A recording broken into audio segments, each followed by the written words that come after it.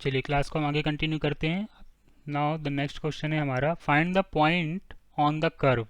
अब कर्व क्या गिवन है आपके पास, y equal to cos x minus one, where x belong to close interval pi by two comma three pi by two. क्या belong कर रहा है, pi by two comma three pi by two में x belong कर रहा है। At which the tangent is parallel to x axis. तो देखो यहाँ पर ना इनने रोलीज थ्योरम की बात करी है ना, कि सीधे सीधे बोला कि अकॉर्डिंग टू रोलीज थ्योरम। अब यहाँ पर एक कंडीशन दिख रखा है पैरेलल टू एक्स एक्सिस। तो हमें पता है कि पैरेलल टू एक्स एक्सिस कब होगा, जब रोलीज थ्योरम की सारी कंडीशंस गिवन फंक्शन को क्या करेंगी, सेटिस्फाई होंगी, सेटिस्फाई करेंगी, तभी हम पैरेलल टू एक्स एक्सिस के अकॉर्डिंग एक्स एक्सिस के पैरेलल हम क्या कर सकते हैं, टेंजेंट को ड्रॉ कर सकते हैं, है ना। तो ये बेसिक कॉन्सेप्ट्स आपको ध्यान में होने चाहिए कि यार आपसे पूछा है किस पॉइंट से पास होगी वो टेंजेंट जो एक्स एक्सिस से पैरेलल है ना। तो जब भी एक्स एक्सिस के पैरेलल की बात यहाँ पर होगी तो आपको ये ध्यान में रखना है कि यहाँ पर रोलीज थ्योरम की कंडीशन क्या होनी चाहिए, सेटिस्फाई होनी चाहिए, तभी हम एक्स एक्सिस के पैरेलल कोई सा भी कर्व है तो हम उससे क्या कर सकते हैं, टेंजेंट को हम ड्रॉ कर सकते हैं। क्लियर है, टेंजेंट क्या होगी, एक्स एक्सिस के पैरेलल, तभी हम ड्रॉ कर पाएंगे। क्लियर। तो चलिए, तो हमें वो पॉइंट फाइंड आउट करना है जहाँ से हम टेंजेंट ड्रॉ करेंगे और वो एक्स एक्सिस के क्या होनी चाहिए, पैरेलल होनी चाहिए। तो इसके लिए हमें क्या होना चाहिए, क्या करना चाहिए, सबसे पहली बात या रोलीज थ्योरम का वेरिफिकेशन आप कर लो फटाफट। क्लियर है।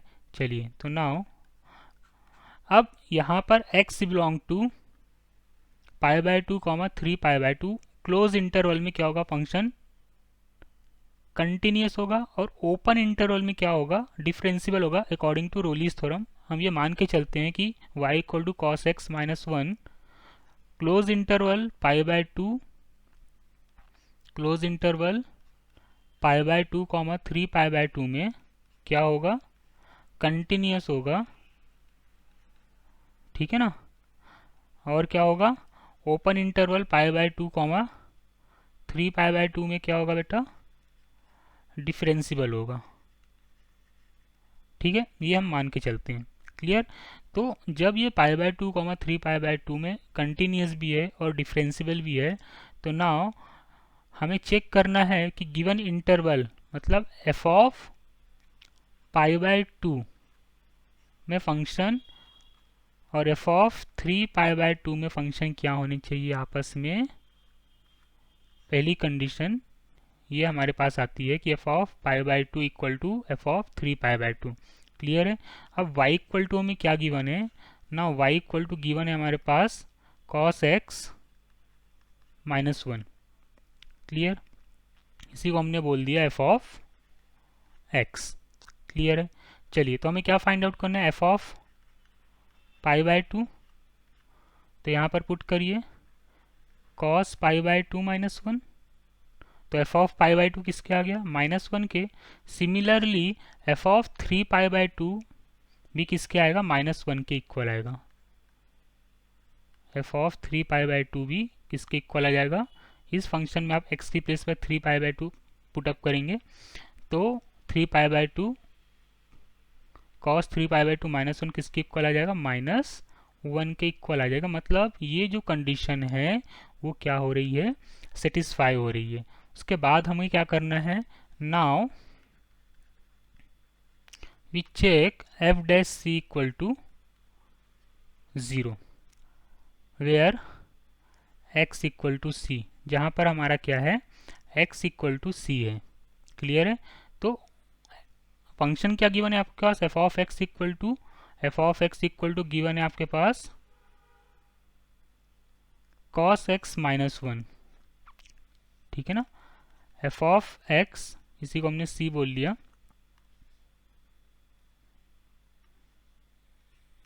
cos x minus one. हमने क्या फाइंड आउट करा, एफ डैश सी।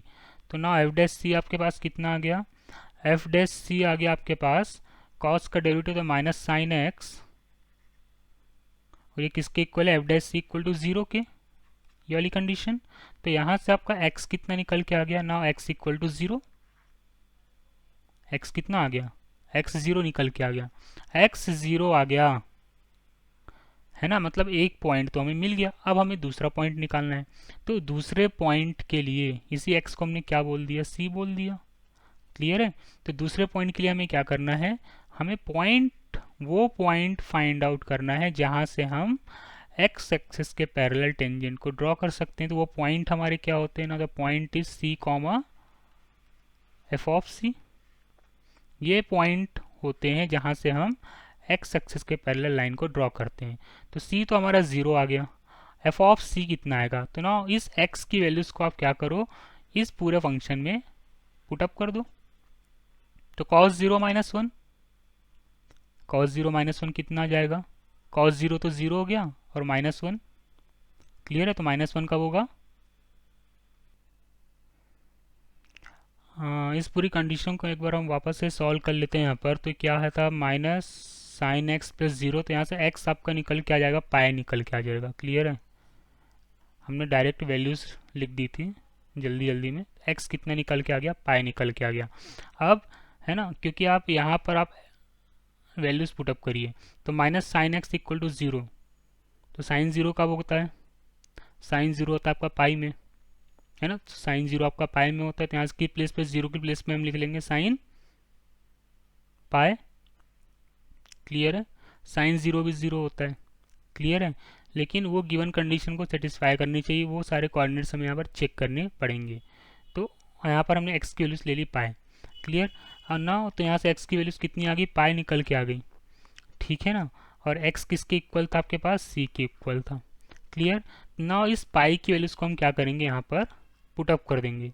तो कॉस पाई कितना होता है, कॉस 180 डिग्री होता है आपका माइनस वन, तो minus one into sorry minus one यहाँ से कितना निकल के आ जाएगा आपके पास, एफ ऑफ सी निकल के आ जाएगा आपके पास, 2 निकल के आ जाएगा। क्लियर है। तो वो पॉइंट हमारे पास कितने हो गए, -2 निकल के जाएगा। तो वो पॉइंट्स क्या हो गए, 0 कॉमा 0 की जगह हम पाई लिख देते हैं, पाई कॉमा -2।